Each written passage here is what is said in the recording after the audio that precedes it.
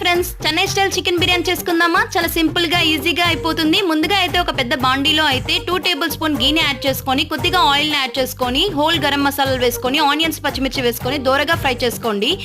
ఒక క్లిప్ అయితే మిస్ అయిపోయిందండి, సో అర్థం చేసుకోండి. టమాటాస్ వేసాక ఉప్పు, కారం, పసుపు, ధనియాల పొడి, గరం మసాలా, కర్డ్ కూడా యాడ్ చేసి పుదీనా కొత్తిమీర వేసుకొని, అల్లం వెల్లుల్లి పేస్ట్ వేసుకొని బాగా దోరగా ఫ్రై చేసుకోండి నూనె పైకి తేలే వరకు. ఆ తర్వాత చికెన్ ని కూడా యాడ్ చేసుకొని 20 మినిట్స్ పాటు మూత పెట్టి మగ్గించుకోండి. ఈ టైంలో మనము బాగా బాయిల్ అయిన వాటర్లో అయితే బాస్మతి రైస్ని ఒక 70% వరకు ఉడికించుకొని చికెన్ స్టఫ్లో అయితే బాస్మతి రైస్ని మొత్తం ట్రాన్స్ఫర్ చేసుకోవాలి. తర్వాత మొత్తం అంతను కలుపుకోవాలి. ఇలా కలుపుకున్న తర్వాత కొద్దిగా అయితే ఫుడ్ కలర్ వేసుకుంటే వేసుకోండి, ఇది ఆప్షనల్, ఇది మీ ఇష్టము. సో దీన్ని చికెన్ పులావ్ కూడా అంటారు, మేమైతే చెన్నైలో దీన్ని చికెన్ బిర్యానీ అంటాము. ఇలా అయితే దమ్ పెట్టుకోండి ఒక 20 మినిట్స్ పాటు. అంతే, ఎంతో రుచికరమైన chicken biryani ready. Bye bye.